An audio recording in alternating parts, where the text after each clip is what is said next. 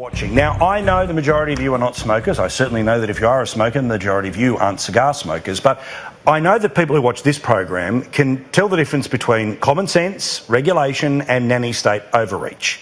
Perfect example of it is happening in Western Australia right now, and it relates to smoking legislation and it affects cigars. Let's have a chat to Aaron Stonehouse, who is a legislative councillor in the Western Australian Parliament, and then we'll have a chat to one of the businesses affected by all of this. He's a Liberal Democrat. He comes with big raps from David Leyonhjelm, so I'm more than happy to have him on the program. Aaron, good evening. Put simply, what are they trying to do in Western Australia to, in my view, overreach on smoking laws? G'day, Paul. Well, they're doing two main things. One, they're going to ensure that no one under 18 can work in a store that sells tobacco. Secondly, they're going to pass a new restriction that stops specialty tobacco stores from being able to display their product.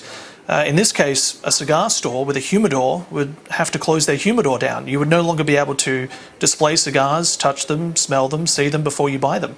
It would be devastating to local businesses that specialise in tobacco. Well, and especially when, as I mentioned at the start of the show, here's the thing. Anyone who doesn't know the difference between a cigar and cigarettes, think of it this way. I'm not talking about the cheap little dirty cigars you can get at the service station. I'm talking about the difference between fine wines, fine liqueurs, whiskey, scotches versus, you know, $2 bottles of booze you can get from Aldi. It's an adult product. Kids aren't accidentally sampling cigars in between classes at school. No one's running up the back of the football pitch and lighting up a Cohiba Siglo number 6 or a Romeo Churchill or anything like that. It's just not happening. Yet they want to effectively super target a piece of the community where the people purchasing it know what they're doing. There's no one accidentally sort of, you know, gateways their way into cigars. It's the top end, dare I say, of how people want to smoke.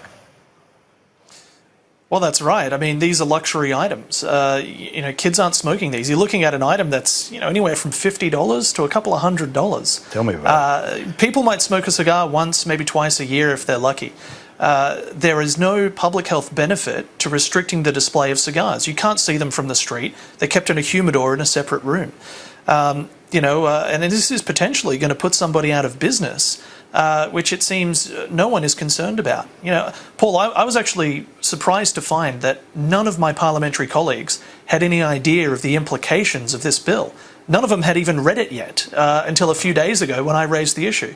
You know, the health minister himself, when asked about this, has said that it's only going to affect a small minority of retailers, so it won't have a large commercial impact. But I mean, that's just not good enough. You know, this is not just the health minister. This guy is the deputy premier of Western Australia, the 2IC to Mark McGowan. And he's saying that, you know, if it's only going to impact a few businesses, he doesn't really care. The rest of us can get stuffed. We're not loud enough to show up on his radar, it seems. 100%. And to me, this is like the greyhound issue and lots of the pokies issue in Tasmania. If you're a small enough minority, they will be able to scream you off the table. Well, we're not going without a fight here.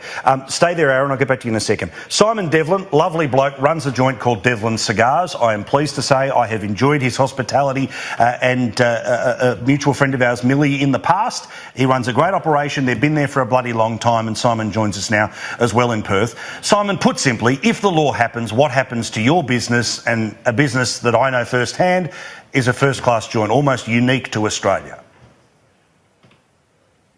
Thanks, Paul. Look, we'll be absolutely devastated. I believe our business will actually be destroyed.